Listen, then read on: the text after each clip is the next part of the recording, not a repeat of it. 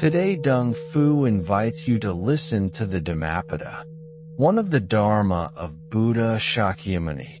The 51st verse from the Buddhist scriptures on the YouTube channel TIong in the USA.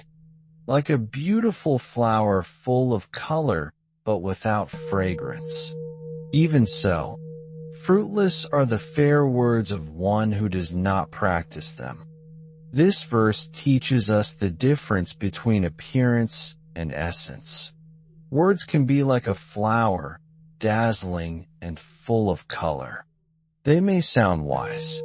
They may impress the eyes and ears. But if those words are not born of practice, if they do not arise from real understanding and compassionate action, they are empty, fruitless. They do not nourish the heart. In life, we often encounter people who speak beautifully. They quote the scriptures. They speak with eloquence. Their language is rich. Their tone is moving. But when we observe their actions, their daily conduct, we may see that their words do not guide their own life. Their words do not benefit others. This is the flower without fragrance.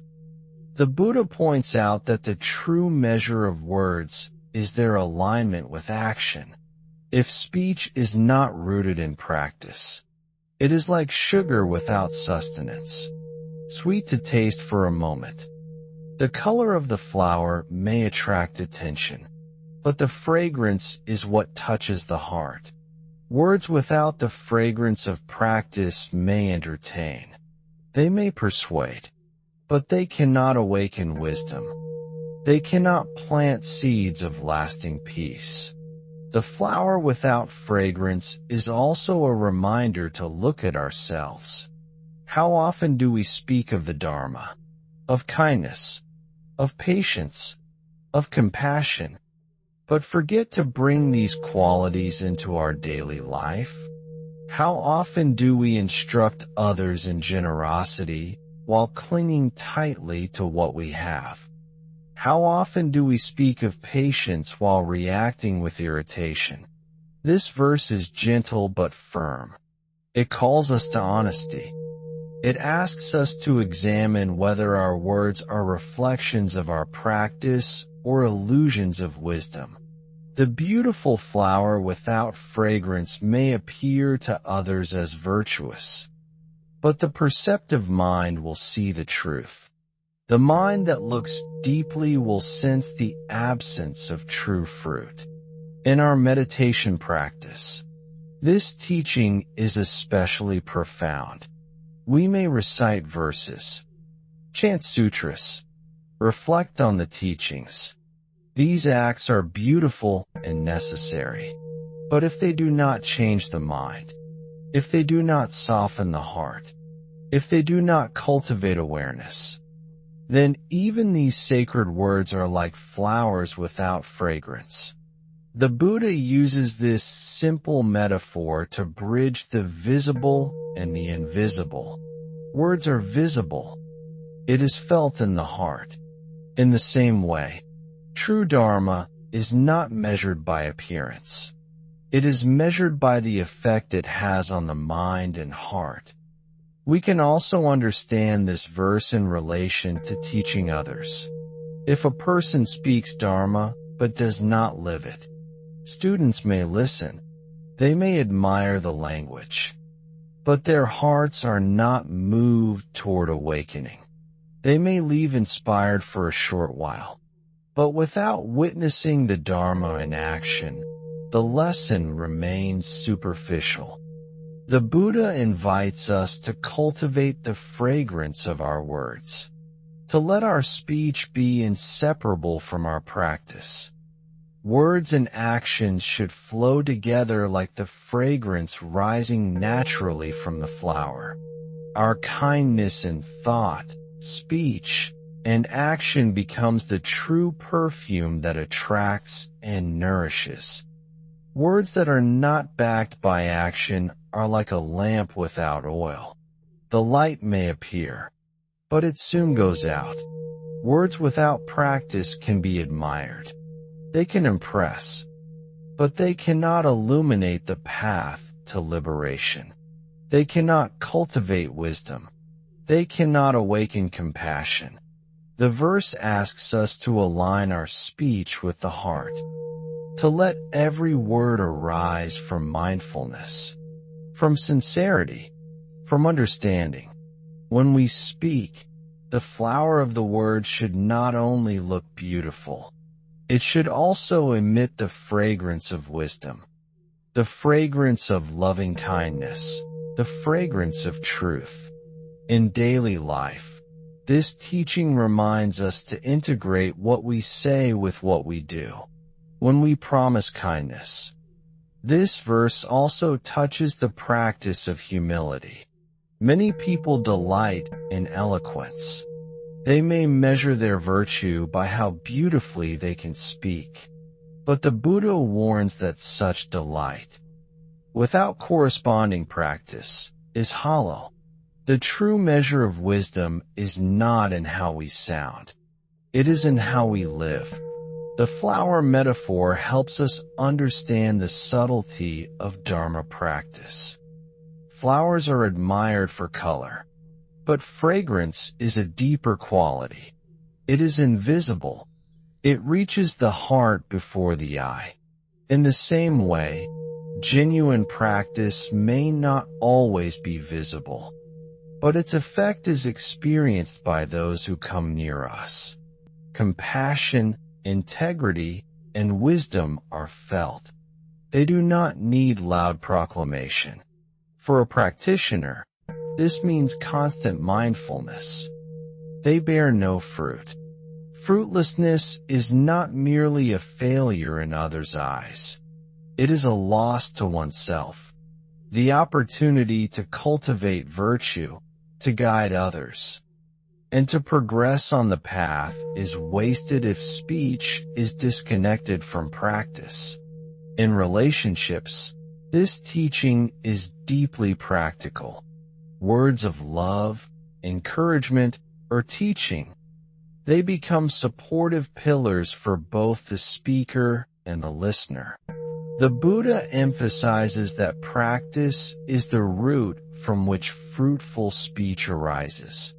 Without a rooted practice, words are like flowers plucked prematurely, beautiful for a moment, but soon they wither. They leave no lasting impact. But when speech grows from practice, it blooms naturally. Its fragrance nourishes hearts, strengthens virtue, and inspires awakening. This verse is a reminder that our spiritual journey is not only internal, but also expressed externally. Our understanding of the Dharma is verified by our actions. To claim insight without practice is like claiming a flower is fragrant when it has none. The fragrance, the proof, is revealed only through living the teaching. Even in the smallest daily interactions, this teaching applies. A kind word offered without genuine attention may seem sweet, but it does not reach the heart. A promise of help without follow-through is like the flower without fragrance. A smile that masks impatience or irritation is admired but not nourishing. The Buddha's verse gently guides us to integrate practice and speech. Let each word carry the fragrance of mindfulness, the fragrance of compassion, and the fragrance of truth. Let our words not merely decorate our image, but reflect the essence of our practice. In teaching others, the Buddha's words shine with clarity. A teacher may speak with eloquence. They may quote scriptures and deliver words with beauty. But if the teacher does not live the Dharma, their words are like flowers without fragrance. Students may admire the speech. They may be entertained or inspired temporarily. but the seeds of awakening will not take root. True teaching arises from embodiment. Every action of the teacher should mirror the words spoken. Patience shown in daily interactions, compassion in small gestures, integrity in every choice.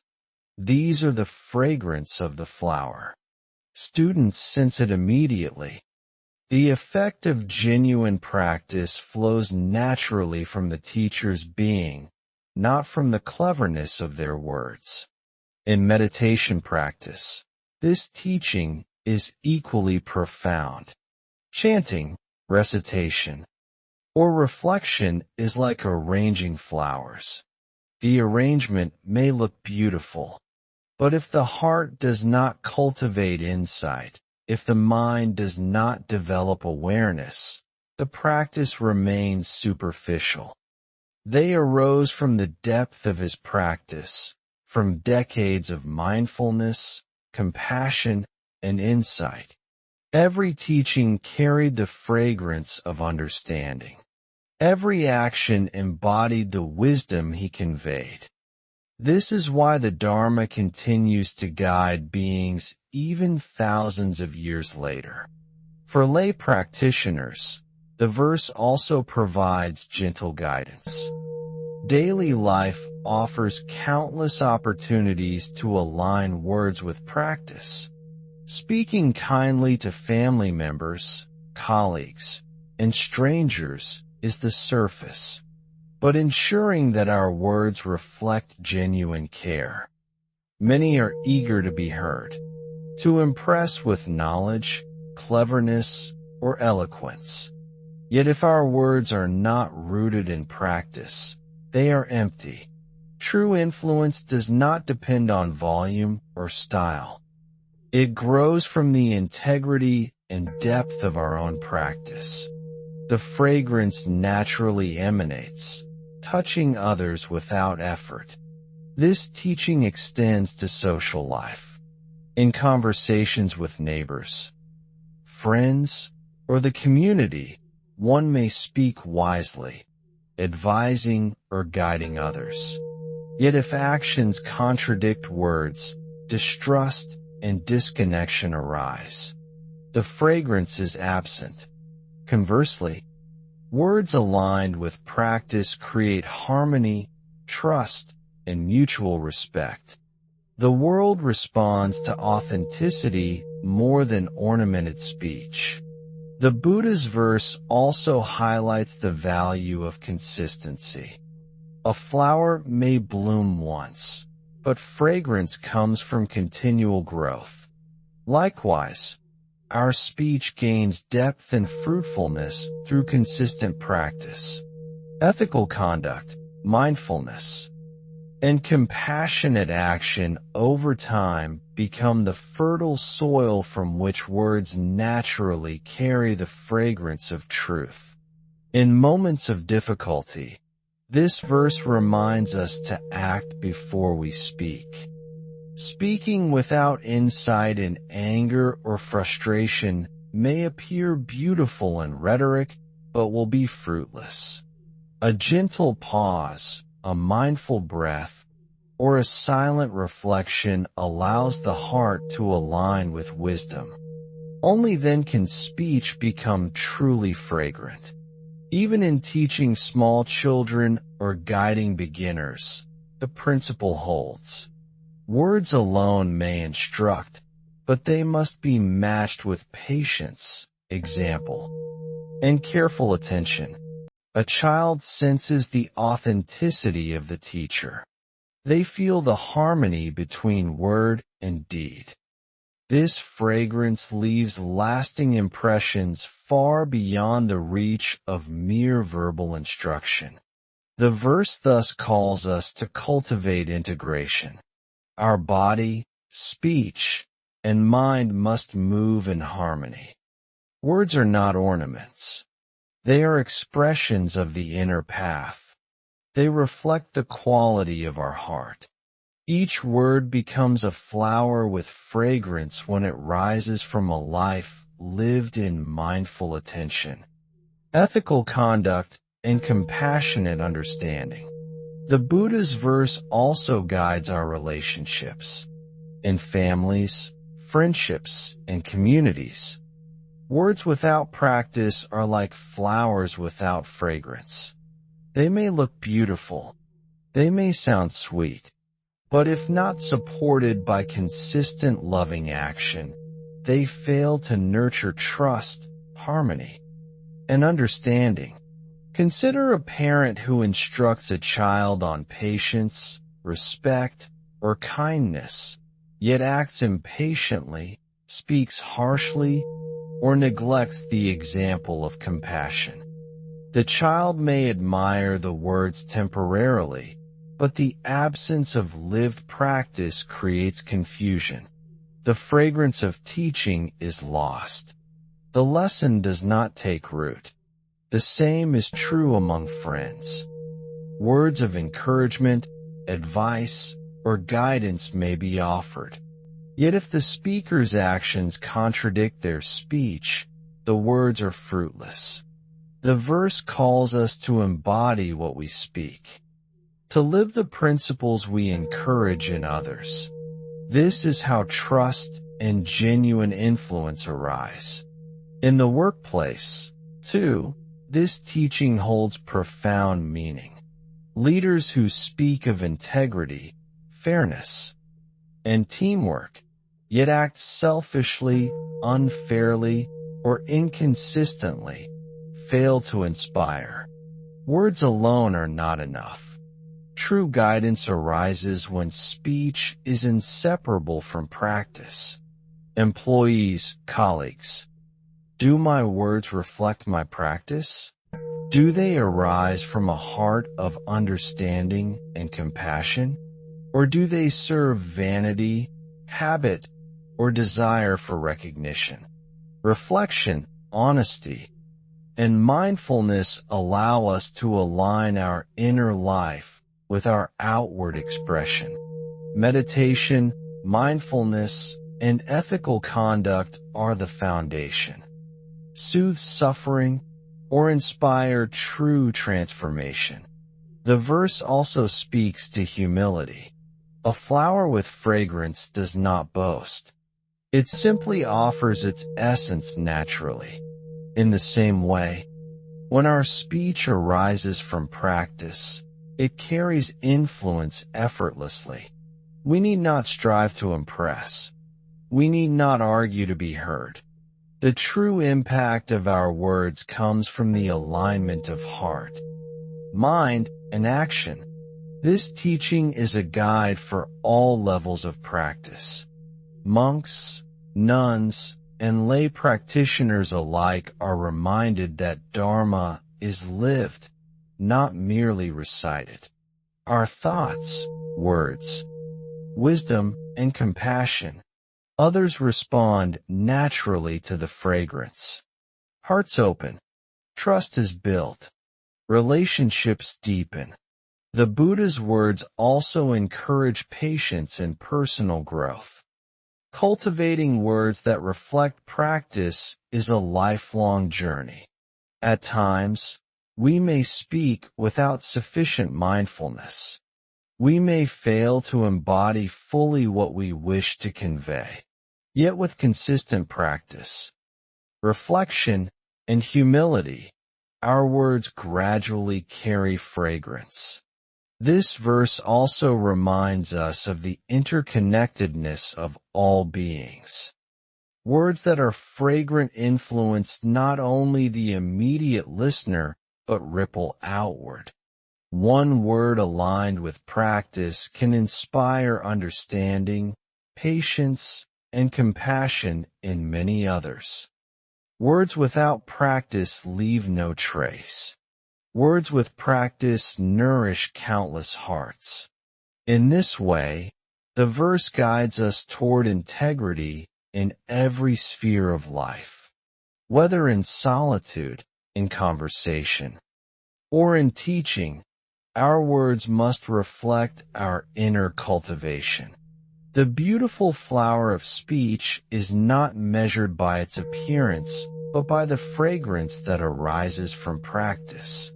Finally, the Buddha's verse calls us to a complete integration of life and practice. Words alone, no matter how beautiful, are insufficient.